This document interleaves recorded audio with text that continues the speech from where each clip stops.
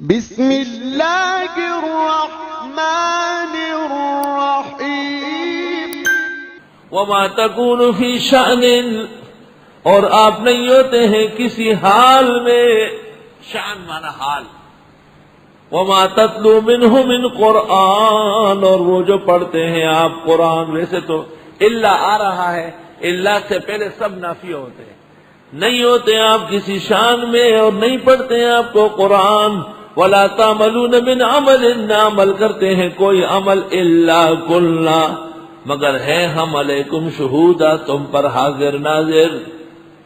شہید و شاہد جب خدا کے لیے ہو، حاضر ناظر کا معنی مناسب ہے۔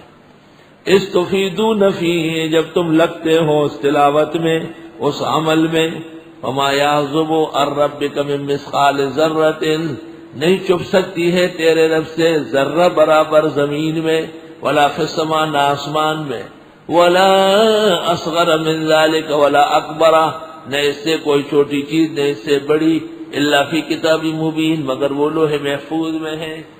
کوئی چیز ایسی نہیں جو علم اللہ سے غائب ہو۔ الا یاد رکھو ان اولیاء اللہ لا خوف علیہم ولا هم یحزنون، بے شک اللہ کے کامل دوست، نہ ان پر خوف ہوگا نہ وہ غمگین ہوں گے۔ اولیاء اللہ، یہ ولی کی جمع ہے اولیاء، اور ولی قرآن میں 3 معنی میں ہے۔ اللہ تعالیٰ کے لیے ہو تو خالق و مالک متصرف کے معنی میں، پیغمبر کے لیے ہو تو خیر خواہ کے معنی میں ہے، کسی اور کے لیے ہو تو مددگار کے معنی میں ہے۔ اولیاء اللہ، اللہ تعالیٰ کے نیک بندے، اس میں کسی پیچیدگی کے تحمل کی ضرورت نہیں، قرآن پاک خود کہتا ہے الذین آمنوا، یہ وہ لوگ ہیں جو ایمان لائے ہیں، وکانوا یتقون، اور ہے تقوی والے۔ ایمان بکمال اور تقوی بکمال، ولایت باکمال بن جاتی ہے اس سے۔ اولیاء اللہ، خداوند تعالیٰ کے دوست، اللہ ولی الذین آمنوا، اللہ دوست ہے مسلمانوں کی۔ عقیدۃ الطحاویہ میں ابو حنیفہ سے منقول ہے المومنون کلہم اولیاء الرحمن، مسلمان سب اللہ رحمان کے دوست، سب دوست ہیں۔ جیسے ایمان میں فرق ہے، آمن الرسول بما انزل الیہ من ربی والمومنون، پیغمبر کا بھی ایمان ہے اور مسلمان کا بھی ہے، فرق بہت بڑا ہے۔ اس طرح ولایت کے اندر بھی فرق ہے۔ صحابہ بھی اولیاء ہے، شک شبہ نہیں ہے، تابعین بھی اولیاء ہے، شیخ عبد القادر اور احمد کبیر رفاعی بھی ولی ہے، اور یہاں بھی ایک زرولی ہے۔ دنیا ولی یا زرولیوں سے بھری ہوئی ہے، لیکن زمین و آسمان کا فرق ہے۔ اگر فرق مراتب نہ کنی زندگی،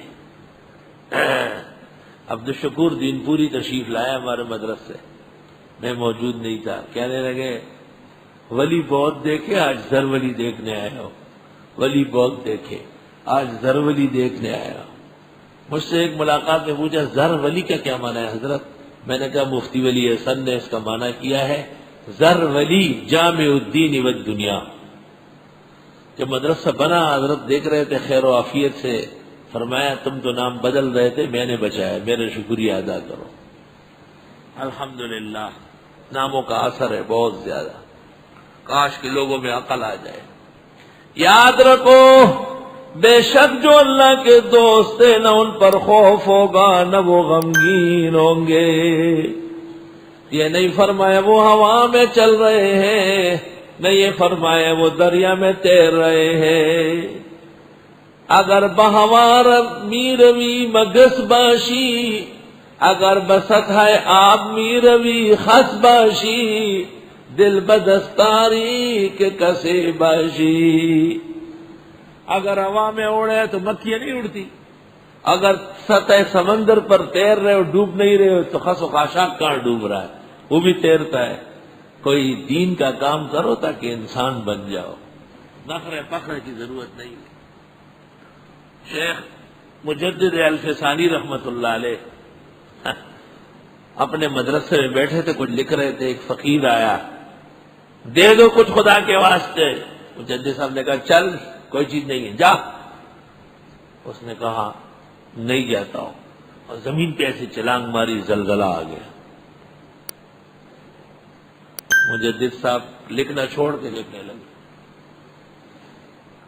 کہے سامنے مسواک کے نیچے دینار رکھا ہوا ہے لے لو. جو اس کو ہاتھ بڑھاتا ہے پوری زمین ہل رہی ہے. مجدد نے کہا پاگل، تھوڑی سی عزت ملی تھی اس کو بھی پیسوں کوڑیوں پہ ختم کر دیے. چل خالی ہاتھ ہمیشہ کے لیے. اب تو جتنی چھلانگیں مارے گا کچھ بھی اللہ تمہیں نہیں دے گا.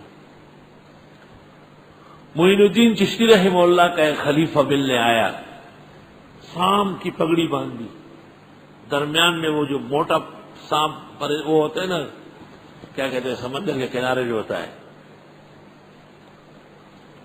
وہ شمشتئی کچھوا، اس کو بیچ میں بٹھایا ٹوپی کی جگہ، اور ایک اور اژدہا سے لاٹھی بنا دیا، اور کسی اور اژدہا کے جوتے پہنے، اور ایک شیر آگے ایک پیچھے اور ہاتھی ساتھ. اجازت طلب کی. حضرت صاحب نے کہا اجازت نہیں ہے اندر آنے کی، اجازت نہیں.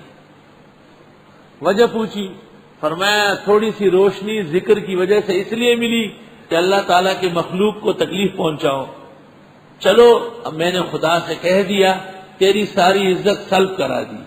اب دیکھا تو سام بھی ڈس رہا ہے، شیر بھی کاٹ رہا ہے، سب پکڑ پکڑ کے مار رہا ہے. وہ بڑی سلطنت کے لیے بڑی شان چاہیے، تب جا کے آدمی ولایت کو ہضم کرتا ہے. یہ تو بزرگوں کے بائیں ہاتھ میں ہوتا ہے، لیکن وہ خدا کے دین اور اس کی خدمت کو روح سمجھتے ہیں. اس کا اللہ تعالیٰ انعام عطا فرماتے ہیں، انعام اللہ عطا فرماتے ہیں. بخاری شریف میں ہے، حضرت انس رضی اللہ عنہ کی پھوپھی نے کسی یہودیہ کے دان توڑ دیے تھے مکہ مار کے. مقدمہ پیغمبر کے دربار میں چلا. آپ نے فیصلہ کیا کہ انس کی پھوپھی نضر ابن انس کی بہن کے ہاتھ دانت توڑے جائیں گے. اس نے کہا نہ، میری بہن کے دانت نہ توڑے. آپ نے فرمایا کتاب اللہ یا انس، اللہ کی کتاب کا فیصلہ ہے. وسن بالسن. اللہ اکبر. پورے قبیلے نے محنت کی، جس کے دان ٹوٹے تھے انہیں راضی کرنے کے لیے کہ وہ تاوان لے لے. انہوں نے انکار کیا، انہوں نے کہا دان توڑوا کے رہیں گے. اب پیغمبر نے بھی فرمایا جب تک وہ معاف نہ کرے معاف نہیں ہوگی. حضرت نے عین ٹائم پر جلاد کو کہا کہ آؤ اور اس کے دان توڑو. تو حضرت انس نے شور مچایا، نہیں حضرت میری بہن کے دان نہ توڑے. فوراً جبریل آیا اور کہا اللہ تعالیٰ فرماتے پوچھ لو، شاید اب وہ تاوان لے رہے ہیں. جب ان سے پوچھا انہوں نے کہا چلو تاوان دے دیں، ہم چھوڑ رہے ہیں. حضرت بڑے حیران ہوئے، اتنی محنت کی گئی وہ تو مانتے ہی نہیں. آپ نے فرمایا رب اشعث اغبرا، بسا اوقات پراگندہ حال پراگندہ بال ہوتے ہیں، لو حلف علی اللہ لابرہم، جو وہ قسم کھائے اللہ انہیں سچا کر کے چھوڑے گا. یہ تو شان ہے اس کی بے نیازی، اپنے بندوں کی عزت فرماتے ہیں. اللہ تعالیٰ اپنے بندوں کی عزت فرماتے ہیں، اور پھر اولیاء کاملین متقین پارسایان حق تعالی شانہ یقیناً ان کی عزت فرماتے ہیں. اس ملک میں جب انگریزوں کی حکومت تھی لوگ بہت پریشان تھے، ہر طرح ظلم کے پہاڑ توڑے لوگوں پر، اسلامی قدر و قیمت پامال کیا، مساجد مسمار کی، مؤذنین قتل ہو گئے، درسگاہیں ختم کی گئی، طلباء جیلوں میں ڈالے گئے. ہر طرح انگریز نے وہ کیا جو کسی نے نہیں کیا ہے. دیکھیے دہلی کی سیاہ راتیں، کتاب لکھی ایک آدمی نے، دہلی کی سیاہ راتیں، کہ ہر رات کو داڑھی والے اور علم والے قتل ہوتے تھے. اور انگریز نے ایک دفعہ حکم دیا کہ جس کا پاجامہ اوپر ہو اور سر ڈھکا ہوا ہو، چہرے پہ داڑھی کو قتل کر لو. 3 دن کے اندر اندر ہندوستان میں خون کی ندیاں بہہ گئی. 3 دن کے بعد انگریز خود ڈرا اور اس کو آرڈر واپس لینا پڑا. کوئی رائے نہیں، سب ختم ہو گیا. توبہ توبہ. اور یہ سب کچھ 1857 کے بعد ہوا ہے، جب مسلمانوں نے ان کے خلاف بغاوت کی، زور دکھایا. وقتی پسپائی ہو گئی تو پھر وہ آئندہ اس قابل نہ بنانے کی کوشش کر رہا تھا. قحط سالی آ گئی بہت زیادہ. 7-8 سال تک قطرہ بارش کا نہیں گرا. سری لنکا اور برما سے لے کر اب غزنی تک کوئی بارش نہیں. لوگ بہت تنگ آئے صوبہ سرحد کے مسلمان. اللہ سوات علیہ الرحمت کی خدمت میں گئے. بڑے پاک بزرگ تھے سوات بابا جی. سوات علیہ الرحمت کے علاقے تھے بڑے بابا جی. ان سے کہا حضرت دعا فرمائے. سوات بابا جی نے کہا میری دعا نہیں چلتی، ختم ہو گئی. انگریزوں نے ظلم کی انتہا کر لی. لوگ بڑے روئے کہ پھر جائیں گے کام تو مر جائیں گے سارے. تو سوات بابا جی جب بہت تنگ آئے تو انہوں نے کہا پشاور میں ایک بزرگ ہے،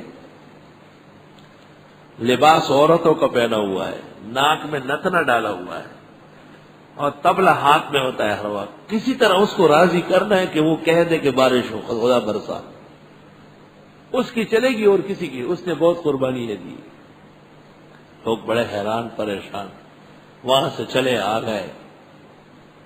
نشانیوں کے مطابق وہ مل گیا جو خواجہ سرا مشہور تھا. خواجہ سرا اس کو کہا حضرت دعا فرمائے. کہا ہم ہجڑوں کا دعا سے کیا کام ہے، یہ تو بزرگوں کا شان ہے، ہمارا تھوڑا ہی، ہم تو ہجڑے ہیں.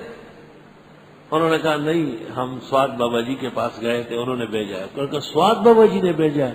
تو تبلہ لے لیا اور اس کو بجانا شروع کر دیا اور تبلے کے ساتھ کہتا تھا کہ اس راخیل کچیوری کی ورنہ دنیاس چار گل بتانے وڑے کوا. اب آپ کو خواہ مخواہ برسانی پڑے گی، ورنہ یہ جو نتنا ہے کبھی بھی نہیں پہنوں گا، اس کو ٹکڑے ٹکڑے کر کے پھینک دوں گا. بادل آ گئے. اب مورخین نے لکھا 27 دن تک مسلسل بارش ہوئی. 27 دن تک. یہ وہ زمانہ تھا جہانگیرہ سارا منتقل ہو گیا تھا پہاڑوں میں.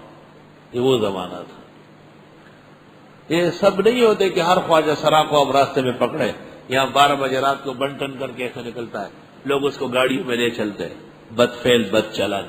وہ کروڑوں میں ایک بندہ تھا خدا کا، جس کا خدا کے ساتھ کوئی راز و نیاز تھا، اور کس طرح اللہ کو راضی کیا تھا وہ اس کے اور اللہ کا راز تھا.